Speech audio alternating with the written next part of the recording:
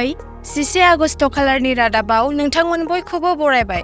अन्नानै हादरनि रादाब चेनेलखौ लाइक आरो साबस्क्राइब खालामना हो। दानिया फैदो दिनैनि रादाबनि हेडलाइन्सआव। सेथियाव, बर' फिसानि देरहासार जानायाव बर'फोरनि थाखाय मोनसे मोजां खौरां। सुनिल बर' आरो देलायस्रि बर'नि फिसाज्ला भार्गव बर'आ काराटे गेलेनानै सनानि आरो रुफानि मेडेल मोननो हादों। बे मेडेलफोरखौ कलकातायाव खुंजानाय 2024 मायथाइनि 8थि हादोर गेजेरारि काराटे चेम्पियनशिपआव मोननो हादों।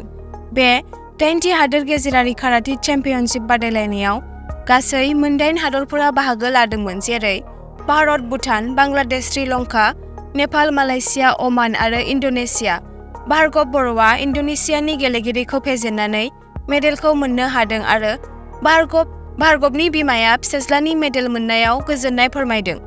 नैथियाव, बांलादेशनि गुबुन गुबुन ओनसोलफोराव सनातनफोरनि एबा हिन्दुफोरनि सायाव गाग्लोबनायनि बेरेखायै मैया चट्टग्राम सोहोरनि सेरागी हिल्सआव मोनसे गिदिर हेंथा हानजा सुरनाय हाबाफारि लानाय जादों।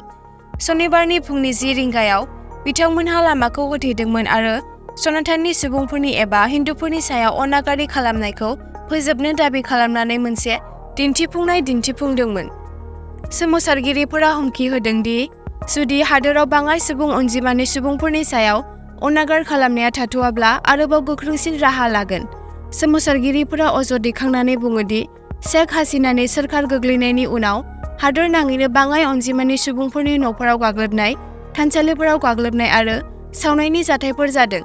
बिथांमोना बेखौबो बुङो दि जुदि गाग्लोबनाया थाबैनो थाथ'आ, अब्ला मोनसे गिदिर हेंथा दिन्थिफुंगोन। थामथियाव, दावराव-दावसिनि गेजेराव गोजौसिन बिजिरसालिनि गाहाय बिजिरगिरि आबिदुल हासानआ बिबान एंगारबाय। न्याय बिफानाव फोसाबनायनि दाबि खालामनाय हेंथा दिन्थिफुंनायनि जाहोनाव गाहाय बिजिरगिरिया बिबान एंगारदों। मख'नो गोनांदि बे हेंथा दिन्थिफुंनायनि उनाव हादोरनि गाहाय बिजिरगिरिजों लोगोसे हादोरनि 3 बिजिरगिरिफोराबो बिबान एंगारदों। आयेन, न्याय आरो संसदारि हाबानि थाखाय हादोरनि बोसोनगिरि प्रफेसर आसिफ नाजक'लआ समाजारि बिजोंनि गेजेरजों फोसावदोंमोन दि आयेन मन्थ्रि बिफाना गाहाय बिजिरगिरिनि बिबान एंगारनाय लाइजाम मोनबाय। बिथाङा बेखौबो बुंदोंमोन दि बिबान एंगारनाय लाइजामखौ गोनांथार राहानि थाखाय थाबैनो हादोरगिरिनिसिम दैथायहरनाय जागोन। बिनि सिगाङाव आबिदुल हासानआ गाहाय बिजिरगिरिनि मासिखौ एंगारनायनि गावनि थिरांथाखौ फोसावदोंमोन। सोमावसारगिरिफोरा गावसोरनि न', फालांगि आरो थानसालिफोराव हादोर नाङै गाग्लोबनायनिफ्राय रैखाथि होनो दाबि दैखांदोंमोन।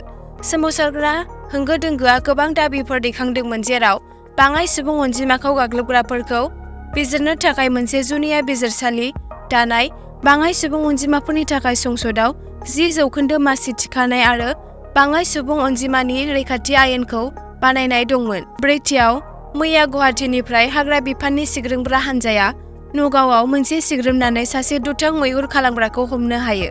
हमजानाय सिखाव फालांगिरिखौ सुलेमान आली होनना मिथिनो मोन्दों। हाग्रा बिफाननि सिग्रोमग्रा हानजाया सुलेमान आलीखौ नगाव सोहोरनि पानिगावआव थानाय बिथांनि न'निफ्राय खादों। अपारेशनाव मासे गान्दानि गोथै सह'बो बोखांनो हादों। आन्दो सुलुंनि बिथायाव बिथा खालामनानै बे अपारेशननि जाफुंसारनायनि उनाव सिखाव फालांगिरि सुलेमानखौ गुवाहाटीआव लांनाय जायो। मिथिनो मोननाय बायदिब्ला सिग्रोमग्रा हानजाया बांसिन मिथिनो थाखाय गुवाहाटीआव सोंथि खालामगोन। बाथियाव, रायजोआव फेग्रा मुवानि बेरेखायै अपारेशन खालामनानै पुलिसआ नगावनि हेरापट्टियाव गोबां बिबांनि फेग्रा मुवा जब्द खालामो। बे अपारेशनाव पुलिसआ हा जावखांनानैबो लाख लाख रां बोखांनो हादों। पुलिसआ जर'खा फुंखाफोरनिफ्राय मोननाय खौरांनि सायाव बिथा खालामनानै रां आरो फेग्रा मुवाफोर जावखांनो हादों। नगाव पुलिसआ फ्राय 35,000 रां आरो 4 बाक्सु ड्राग्स जब्द खालामो। पुलिसआ अपारेशनाव सासे आइजोजों लोगोसे सासे ड्राग्स फालांगिरिखौ हमनो हादों। हमजानाय ड्राग्स फालांगिरिफोरा फारियै रहिमा खातुन आरो फज उद्दिन। दथियाव, गाजायाव दासिमबो दावहाया सिरि जायाखै। सनिबाराव इजराइलआ फिन गाजायाव गाग्लोबनाय जादों। बे गाग्लोबनाया गाजानि दारा जिल्लायाव जादों। इजराइलआ गाजानि गंसे फरायसालियाव फिन गाग्लोबदों। मख'नो गोनांदि बे फरायसालियाव गोबां सुबुंफोरा आश्रय लागासिनो दंमोन। बे जाथाया सनिबारनि फुङाव जादोंमोन जेब्ला बे जायगायाव थानाय सुबुंफोरा आरज गाबगासिनो दंमोन। बे गाग्लोबनायाव 100निबो बांसिन फिलिस्टाइननि सुबुंफोरा जिउ गोमादों। गोबां सुबुंफोराबो गोब्राब जोखोम जादों। इजराइलनि रौनियाफोरा गंथाम रकेटजों फरायसालिखौ गाग्लोबदोंमोन। बेयाव बेखौ मुंख'नो गोनांदि 7 अक्ट'बर 2023 मायथाइयाव हामासआ इजराइलनि सायाव गिख्रंथाव गाग्लोबदोंमोन। हामासनि गाग्लोबनायाव 200 इजराइलिफोरा थैदोंमोन आरो 250 सुबुंफोरखौबो खादोंमोन। इजराइलआ हामासआव गावसोरनि 150 सुबुंफोरखौ हमदों होनना दाबि खालामो। एसेनोसै दिनैनि हादरनि रादाबाव। अन्नानै हादरनि रादाब चेनेलखौ साबस्क्राइब आरो नटिफिकेशन बेलखौ अन खालामनानै ला हादरनि रादाबनिफ्राय नटिफिकेशनखौ मोननो थाखाय।